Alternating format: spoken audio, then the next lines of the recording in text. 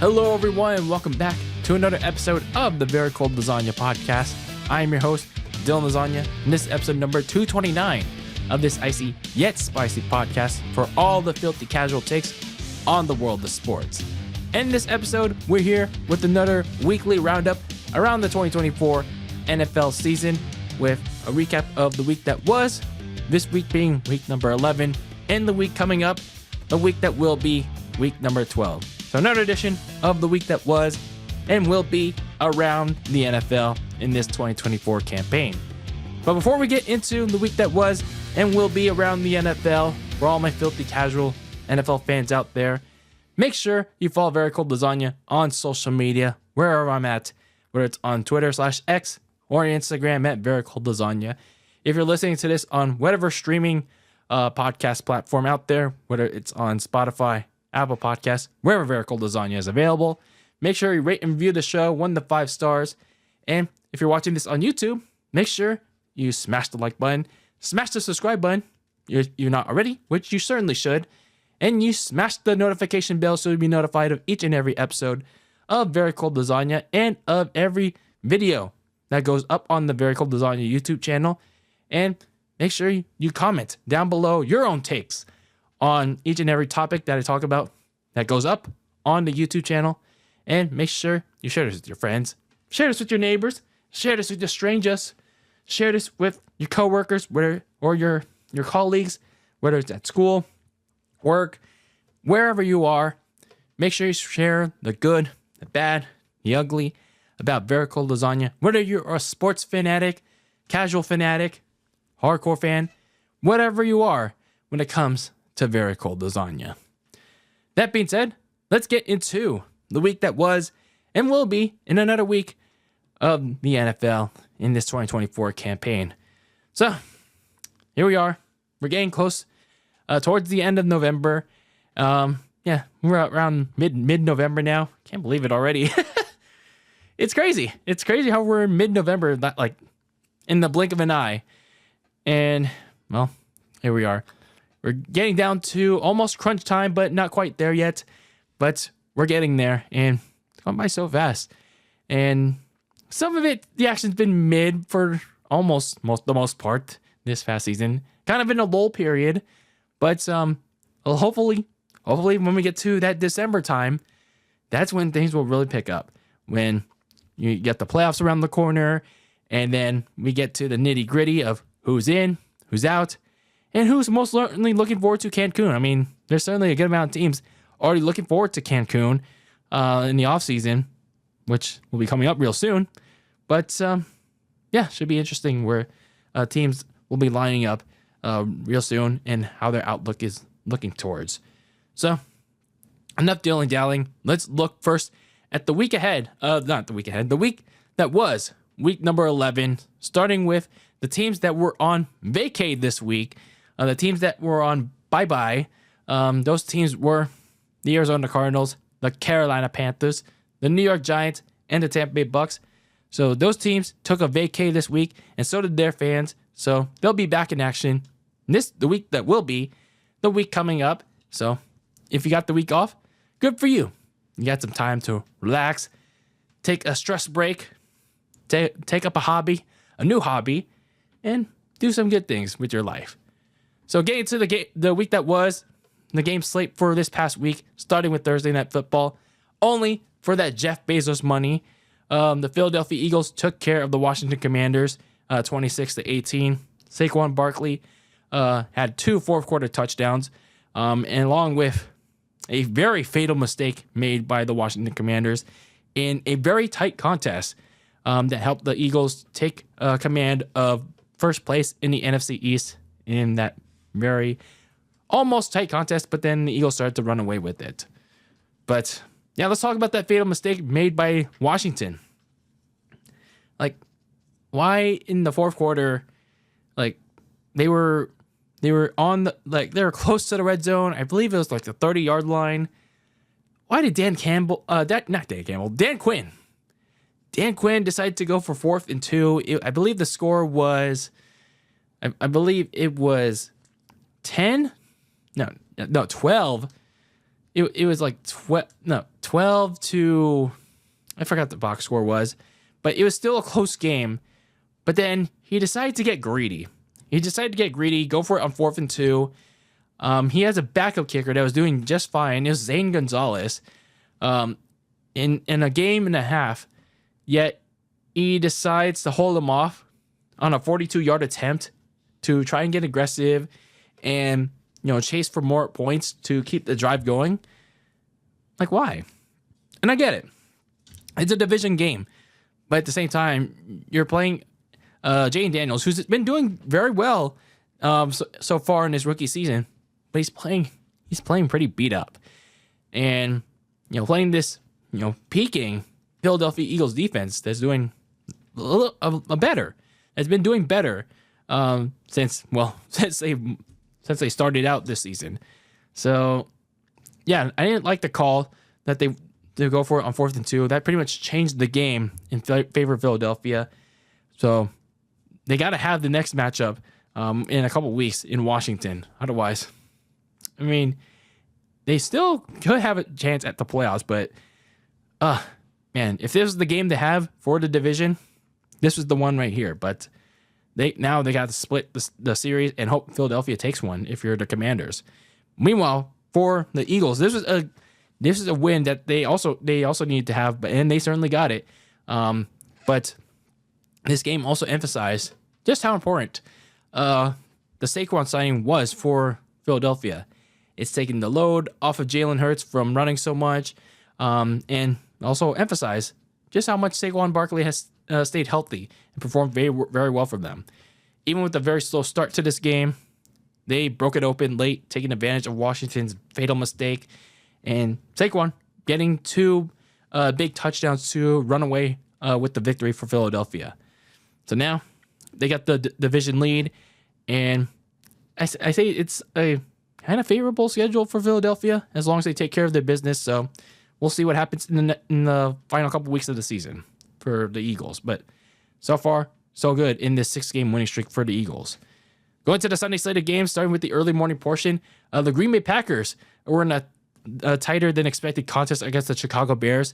Cairo Santos, the Bears were about to win this one, though, but unfortunately, he had his game-winning field goal blocked by the Packers special teams as they escaped by the skin of their teeth over the Bears, 20-19. And the Packers barely escaped this game, mainly because Jordan Love, we thought the bye week was going to be a week where, they collected themselves. I'm sure they were winning games, but still having this glaring issue with turnovers. He's still throwing an interception in every game, this game included. Is deep in the red zone too. Why? And getting a little too aggressive in the red area. So it almost cost him this game, a very valuable division game against a very beatable Bears team.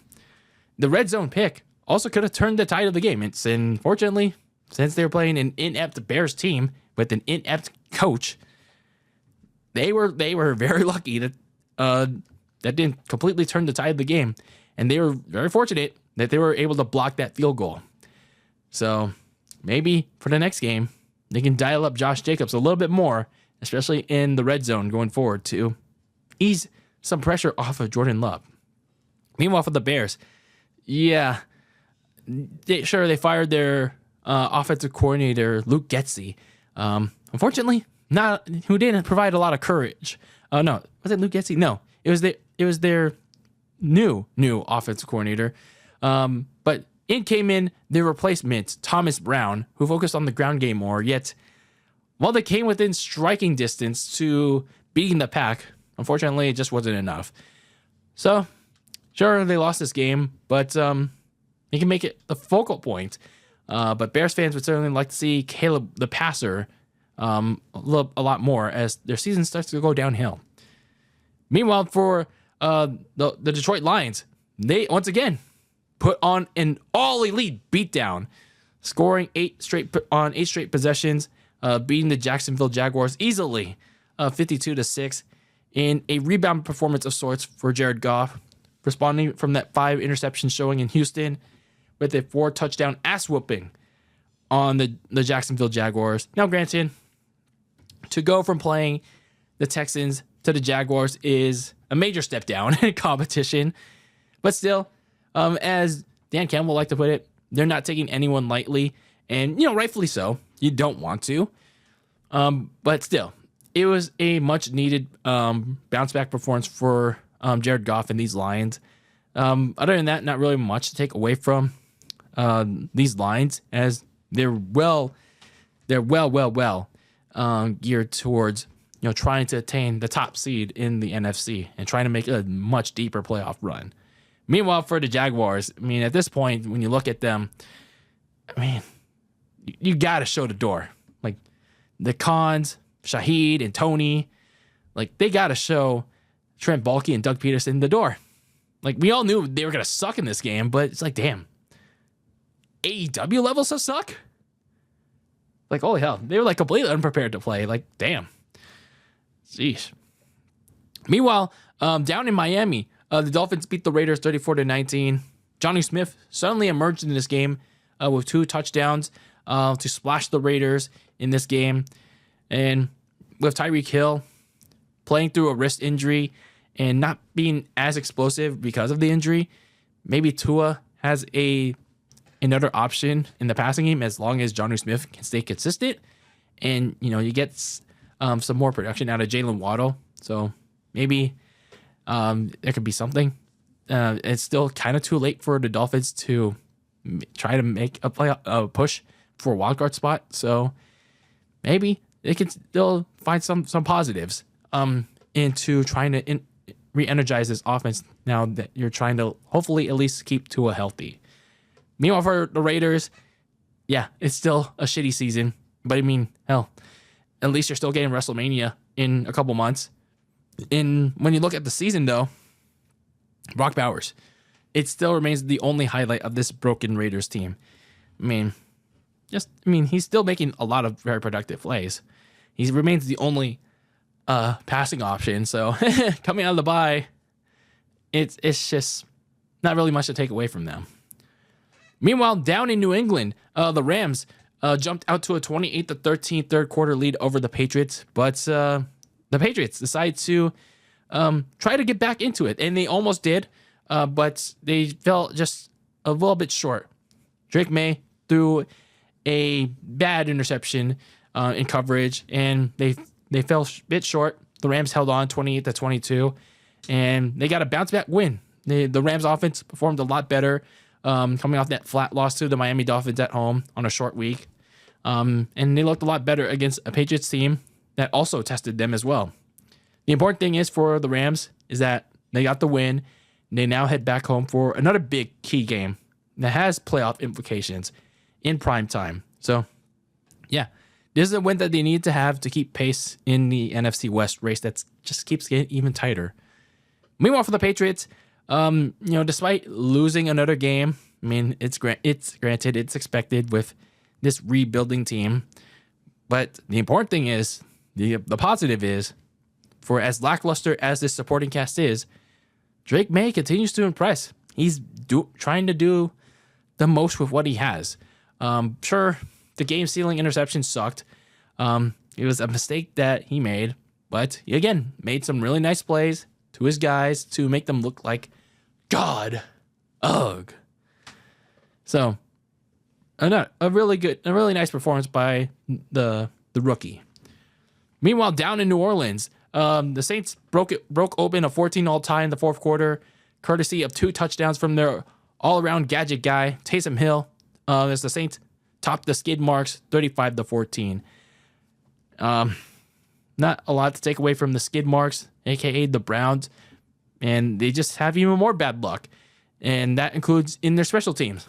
Dustin Hopkins had a very bad day at the office, shanking 2 makeable kicks, like they were like really short kicks, and somehow he like whiffed them, like completely whiffed them, like twice, and it just adds to his struggles this season. He signed this contract extension, and yet he's struggling. Now, granted, like the last 2 weeks saw kicking struggles, but add Dustin Hopkins to that list.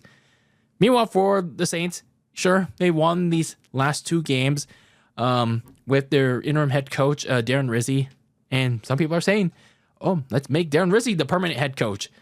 But let's relax. Let's relax, people, on the talks for making Darren Rizzi the head coach. Sure, the team plays with more fire and aggressiveness that we saw in their first 2 games of the year. But let's see Rizzi coach up this same effort. And I'm not trying to question Darren Rizzi's efforts as this interim head coach, but I like to see how he does against whatever playoff contender that's left, or a legitimate team that's left on their schedule. So let's see how they do against a real team, whatever that may be left on their schedule. Meanwhile, down in the Steel City, between 2 AFC North rivals in this key matchup, the Pittsburgh Steelers got a key victory over the Baltimore Ravens, probably a legitimizing win in their season, as the Steelers defense prevented Lamar Jackson from tying up the game late on a 2-point try to keep hold of their stranglehold in the AFC North, 18-16. And yeah, this is mainly the Steelers defense, because Russell Wilson, he didn't have the best performance so far in the games that he started, because all the points came from Chris Boswell. But it didn't really matter. The defense did really well enough to contain the Ravens' scorching hot offense. And they certainly have Lamar Jackson's number. Meanwhile, for the Ravens, this is the game that they need to have. They made too many mistakes, though. A lot of penalties. But more alarming, though, is Justin Tucker, the usually Mr. Reliable kicker, probably the most reliable kicker in the NFL. He's been having a lot of problems lately, for whatever reason.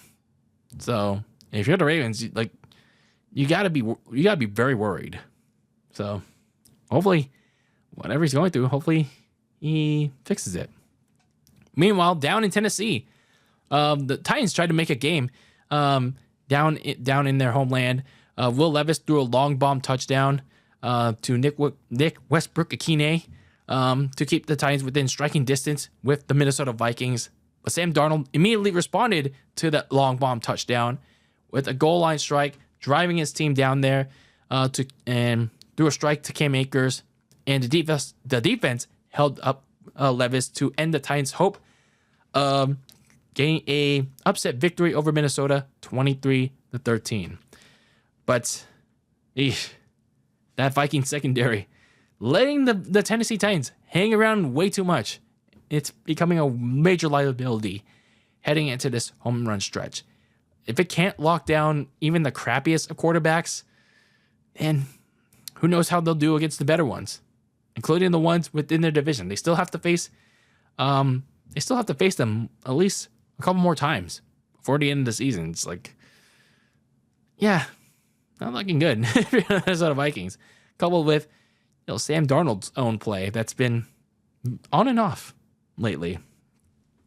Meanwhile, the Titans are not really going anywhere at this point, but you still have some positives to look at. Like I said, with Nick Westbrook-Akine developing a connection with whoever's the starting quarterback and becoming a secondary piece to Calvin Ridley. Very dependable receiver, and with how he's playing in essentially an audition for next year, I feel like he should be a key piece to that next year and probably beyond next year. So that's something the Titans should consider in the offseason. Meanwhile, in the Gang Green side of the Meadowlands, the Indianapolis Colts beat the New York Jets, where Anthony Richardson returned from his stint on the bench in the last 2 games, and he rallied the Colts to a game-winning drive, capped off by a goal line scamper by him, 28-27. And Richardson, in his first game back from the bench, he came back with motive and toughness, and he played a pretty clean game, free of mistakes. Well, not completely free of mistakes, but it was a lot cleaner than what we saw from him in the first several games that he played. So he didn't make too many mistakes, made a lot more turnovers, and I felt like the game plan for him was less centered on him actually running the ball. They let him throw a lot more, see what he's got. And for the most part, I felt like he was more dialed in. So whatever they told him, I felt like it worked. I still think the decision was a little dumb. Maybe it was for reason by Shane Steichen. Meanwhile, for the Jets, at this point, man, you're 3-8. Like, Aaron Rodgers has massively disappointed. He turns 41 in 2 weeks. It's time to blow it up, man. It's time to blow it up in the gangrene side of the Meadowlands. And, well, they certainly started the process. They've gotten rid of Robert Saleh. Now they've gotten rid of Joe Douglas at GM. Why not? Why stop there? I mean, certainly you'll have to do the next step in a couple months. You should continue with cutting Aaron Rodgers in the offseason. At least consider it.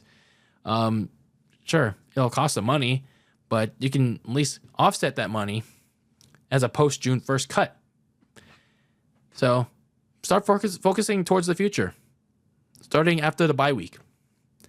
Going to the afternoon slate of games, the Denver Broncos had the upset of the week.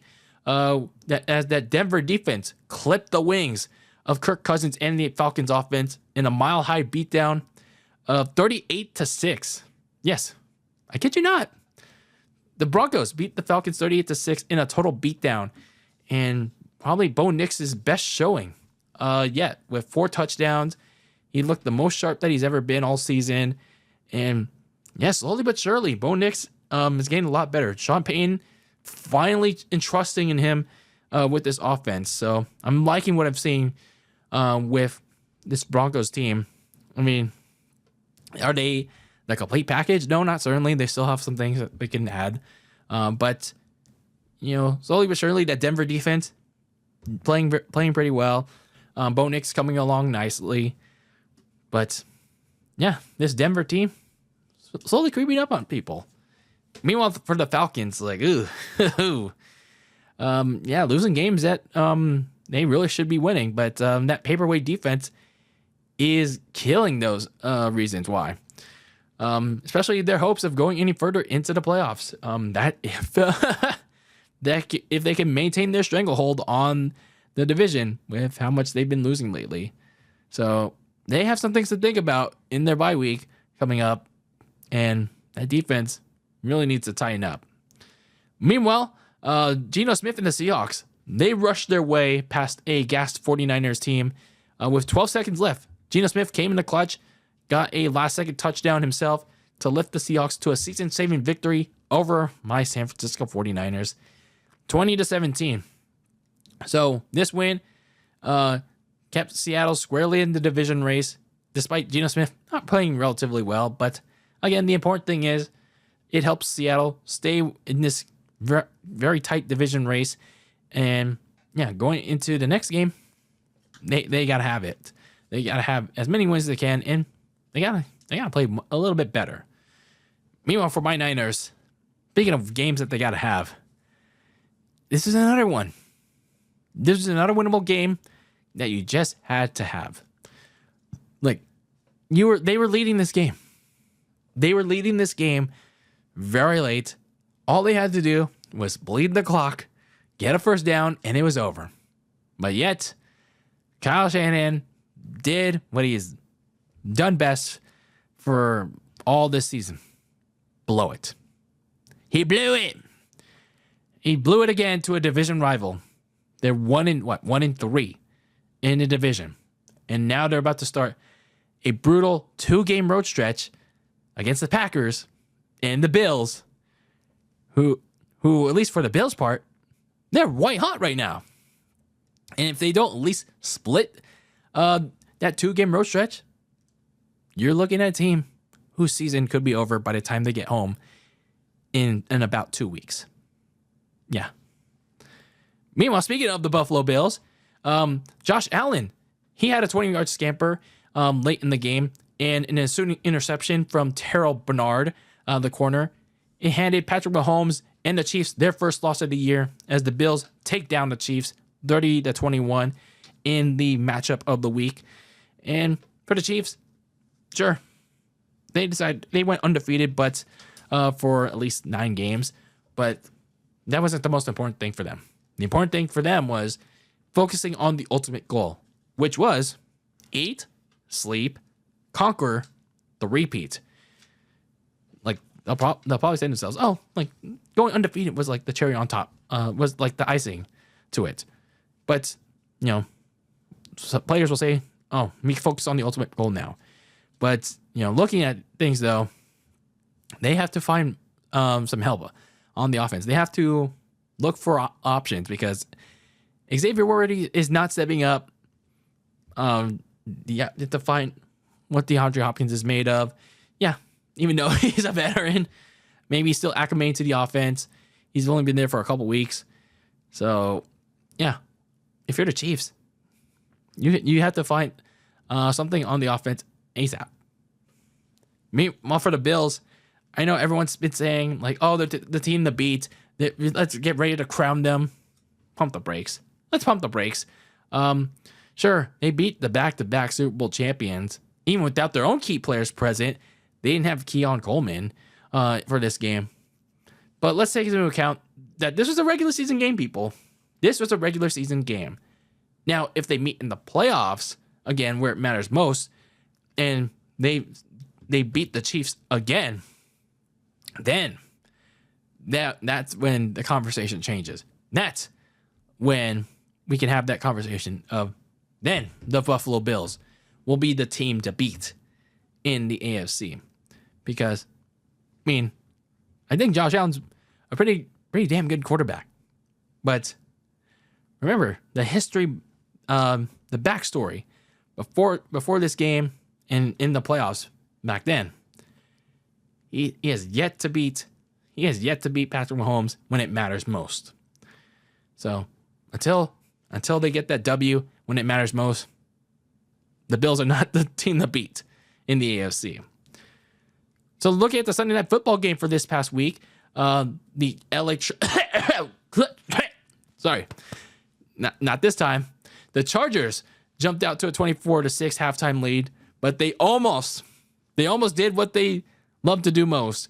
But J.K. Dobbins shut the door on that real quick on a Bengals comeback and the clippering with a game-stealing touchdown to stop the clippering and a Bengals comeback 34-27. And I'm just thinking, like, oh boy, it was gonna happen because they allowed, what was it, 21 unanswered points in the second half to tie the game up. And I was just like, oh boy, we're gonna allow the inevitable to happen, pal. And I was just waiting for the classic case of clippering, and it would have been a primetime Chargers game without it. But it seems like they have finally changed the narrative on that, which is good, especially with a new head coach in Jim Harbaugh.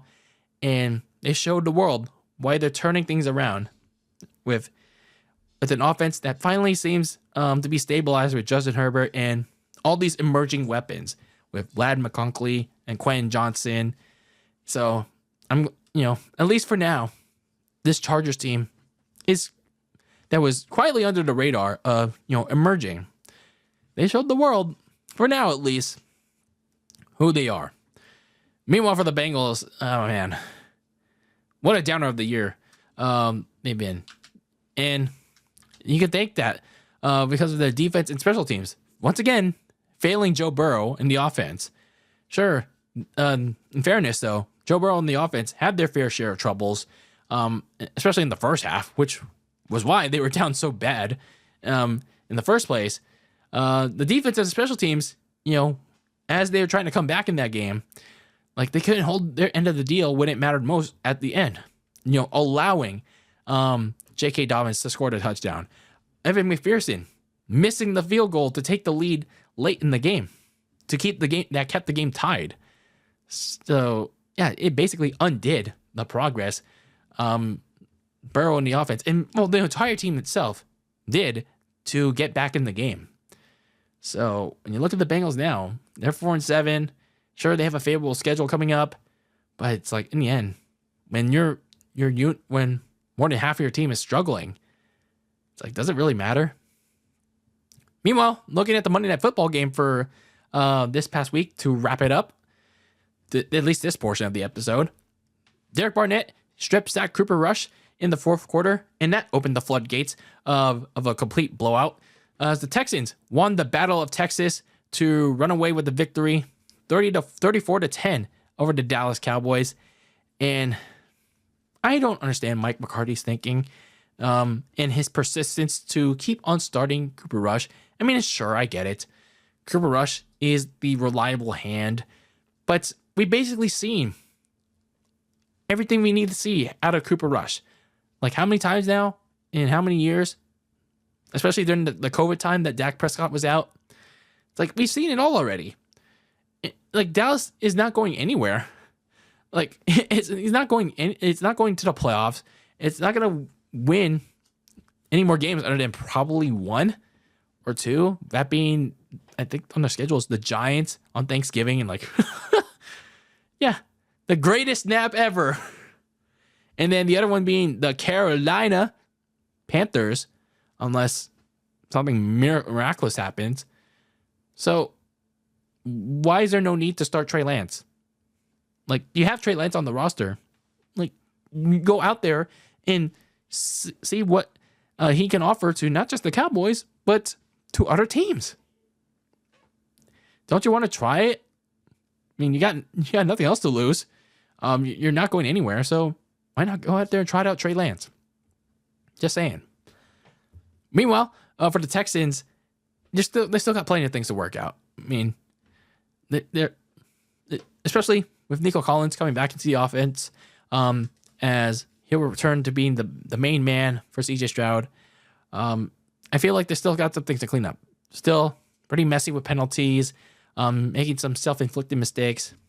Hopefully, for the Texans, they'll come back, clean things up, especially with this home run stretch coming up to try and seal up the AFC South. So that was the week that was, week number 11. Yeah, some pretty decent developing things that happened this past week. But honestly, yeah, not a whole lot that happened. But yeah, we're slowly and surely starting to figure out this playoff picture, but not quite there yet. We're not quite at that point yet. I believe there's only like three teams we can figure the bunch. That being the Lions, the Bills, and the Chiefs. That's pretty much that right now. So looking at your 3 stars of the week for week number 11 here on Very Cold Lasagna. The first star is Broncos quarterback Bo Nix, going for 28-33, 303 yards, 4 touchdowns in the victory over the Atlanta Falcons in that upset. Texans running back Joe Mixon rushing for 103 yards and 3 touchdowns over the victory in against the Dallas Cowboys. And the Rams receiving duo of Puka Nacua and Cooper Kupp. Yes, I count them as one. Gained 13 total catches, 100 yards each, and 3 total touchdowns. So those are your 3 stars of week number 11 in Very Cold Lasagna's week that was. So now moving on to the week that will be week number 12. So we're at the last week of November in the NFL season, not counting Thanksgiving week. And honestly, looking at this coming slate for week number 12, it's honestly looking pretty light, like really, really light. And while that's good for me, to be honest with you, when looking at the quality of games, yeah, I mean, it's subjective. It is really subjective for all of us. But let's look at it. This is the pre-Thanksgiving feast for all of us NFL fans. And it's pretty light because there's a bunch of teams that are going to be taking their pre-Thanksgiving vacay this week. Those teams include the Falcons, the Bills, the Bengals, the Jaguars, the Saints, and the New York Jets. So 6 teams taking their vacay this week. Their pre-Thanksgiving vacay. Yeah, they're pretty much like the WWE right now, taking that double taping vacay. So they take the second week of that double taping and use that as their vacay. If you get what I mean as a WWE fan. So let's look at the week that will be coming up, week number 12, kicking off with Thursday Night Football, only on Prime Video for that Jeff Bezos money pal of $15.99 a month, as the Pittsburgh Steelers at 8-2 take on the 2-8 Cleveland Browns in a back-to-back division matchup for them. I mean, should we really be in question of whether or not the Steelers can or cannot beat the skid marks? Like, is it really a question? Now, I know, granted, anything can happen in the NFL, but this is the skid marks. Like, this is a broken skid marks team. So, are we supposed to question, like, whether or not the Steelers can take care of the skid marks? Really? Meanwhile, looking at the Sunday slate of games, starting with the early morning portion, the 9-1 Kansas City Chiefs take on the Carolina Panthers at 3-7. The Chiefs coming off their first loss of the year, so now they can focus on their ultimate goal and hopefully trying to get find out like who can Patrick Mahomes rely on, because Xavier Worthy has yet to step up, and so has their new trade acquisition, DeAndre Hopkins. So they can use this time to figure out who's going to be the main man going to the stretch run and going to the playoffs. And then the Carolina Panthers coming off that bye week, yeah, they still suck, but the rest of the season goal is to see what they have in Bryce Young and what his value is going to be, and whether or not he's going to be that quarterback that's going to stay next season, or they're just going to trade away for him.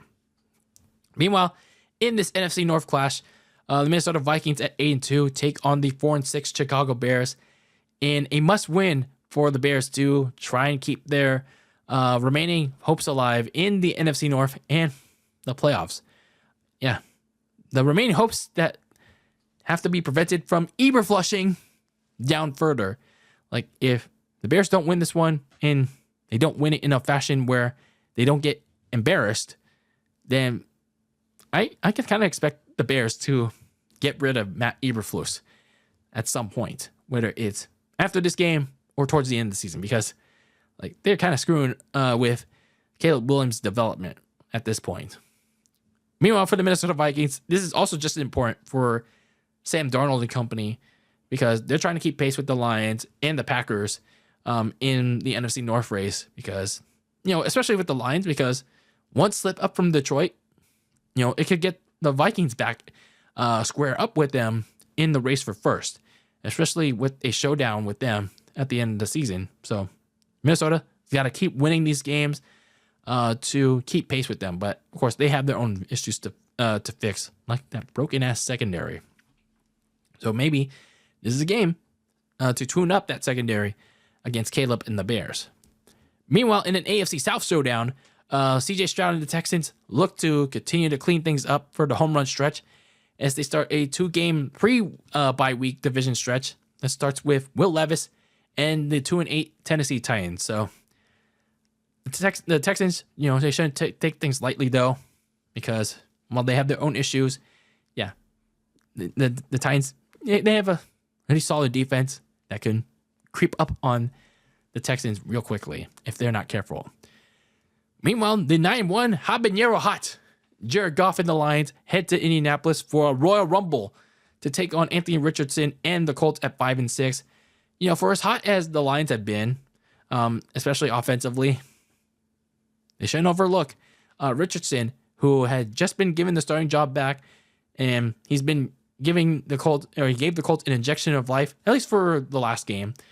So yeah, they shouldn't overlook Anthony Richardson and this Colts team. Who you never know. You never know what you can expect. So the Lions should be expecting the unexpected, especially with Minnesota on their tails. Meanwhile, in an AFC clash of sorts, the 3-8 New England Patriots head down to South Beach to take on the Miami Dolphins, as two of the Dolphins look to try and keep their offense rolling, facing this time around Drake May rather than Jacoby Brissett in this rematch from Week 5. And also, yeah, the Patriots will be facing Tua this time instead of whoever their quarterback was when they were in Foxborough. So a kind of different rematch for both of these teams. So should be an interesting one now that the quarterbacks are different. So it could be slightly exciting, but it also could be pretty mid. So should be an interesting one. Meanwhile, down in the big blue side of the Meadowlands, Baker Mayfield, coming off the bye week, hopes to get at least some healthy bodies back, including Mike Evans, when they head to the big blue side of the Meadowlands to take on a Giants team. That's gonna be an interesting proposition. They have a new starting quarterback. It's Tommy, not Danny, DeVito. He was recently named the starting quarterback. And interestingly enough, Daniel Jones is not the backup. No, it's Drew Lock. Yeah. So Daniel Jones, his season is basically over. Unless one of them gets injured. Unless Tommy DeVito or Drew Lock get injured. So it's basically a repeat situation of what we saw with Russell Wilson in the Denver Broncos in the final 2 games of last year. So, yeah, they basically don't want to pay Daniel Jones like injury money. They're protecting him from having to pay Daniel Jones like an injury settlement. So basically, Daniel Jones' time as a Giant is over. That's basically what it is. So, yeah, the Giant season is basically over, as if it wasn't already was. Meanwhile, Jane Daniels and the Commanders need to get back on track if they want to catch the Eagles in the NFC East. And probably a depleted Cowboy squad could be the cure to snapping a 2-game skid, as the Commanders at 7-4 take on the Dallas Cowboys at 3-7 in this kind of key division battle for the Commanders. So again, they got to beat this depleted Cowboy squad. They can't let them catch them slipping if they want to keep pace with the Eagles. Meanwhile, look at the late afternoon slate of games. Sean Payton has his Broncos on a roll at 6-5, and he looks to keep it that way when they face the Raiders in a rematch of Week 5.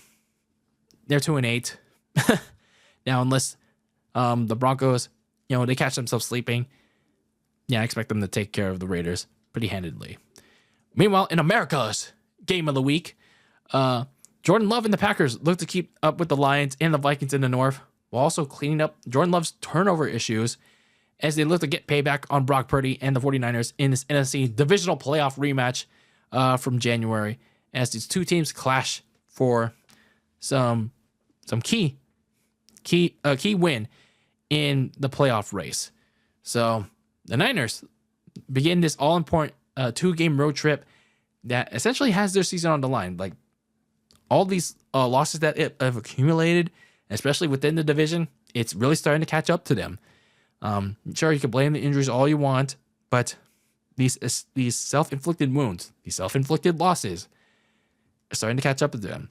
And the start of this 2-game road trip, we're really gonna find out what they're made of. So the Niners, you gotta have this one. Meanwhile, speaking of key clashes, Kyler Murray and the Cardinals return from their bye at 6-4, looking to reverse their past history of late season choking by putting a stamp on the NFC West when they faced the Seattle Seahawks at 5-5 in their first of 2 meetings in 3 weeks. Yes, they faced each other twice in 3 weeks, and this is the first of 2 of them taking place in Seattle. So this is a must-have for both teams. They got to have a key victory, one or the other, but especially for Geno Smith and the Seahawks coming off that upset win over the 49ers. So they got to have this one if they want to have any chance of staying alive within this wacky division. Meanwhile, in a Sunday Night Football game for week number 12, Jalen Hurts and the Eagles take their 6-game winning streak into the bright lights of Sunday night in Hollywood when they face Matthew Stafford and the Rams at 5-5, who are also trying to keep pace in the NFC West in this key game for both teams in the playoff picture. So the Eagles trying to maintain their hold on the NFC East away from the Commanders, and the Rams trying to keep pace with pretty much everybody within the NFC West. So this should be a very interesting and hopefully a fun Sunday Night Football matchup coming up in this coming week. Meanwhile, we stay within Hollywood for Monday Night Football to close out week number 12 as Lamar Jackson and the Ravens at 7-4 look to bounce back from a stinker in Pittsburgh as they head to the powder blue side of Hollywood to face a streaking hot Justin Herbert and the Chargers in the returning tradition of the Harbowl. Yes, that is right, ladies and gentlemen. After over a decade, the Harbowl is back. The two brothers, Jim and John, are finally going to face each other once again for the first time since, I think since the Super Bowl. Since that famous Super Bowl blackout in New Orleans. Man, PTSD. But anyway, since that Super Bowl where they faced each other, this is going to be the first time since then that they're going to go one-on-one, mano-a-mano with each other. And that's another interesting game to watch out for. And maybe another game where the Chargers can make another stamp on coming back alive and making a name for themselves under Jim Harbaugh. So, yeah, there are some pretty interesting games on the slate before Thanksgiving. So, looking forward to this week. Hopefully on paper, it's an interesting slate on paper. Hopefully on execution, it'll be a really good week of action. But let me know your thoughts on the week that will be week number 12 in this 2024 NFL season, and let me know your takeaways, your thoughts, how your team did, how your team didn't do in the week that was week number 11. Let's have a conversation about it, whether it's on YouTube or on my socials at Very Cold Lasagna. Let's talk about it. But anyway, that is it for this episode of Very Cold Lasagna. I am your host, Dylan Lasagna. Thank you for tuning in to episode number 229 of this icy yet spicy podcast for all the filthy casual takes on the world of sports, whether it's on wrestling or on the NFL. And until the next one, keep the lasagna very cold and in the fridge with those filthy casual takes on sports. And until I see ya, when I see ya, with some more weekly roundup around the NFL in this 2024 season, peace out.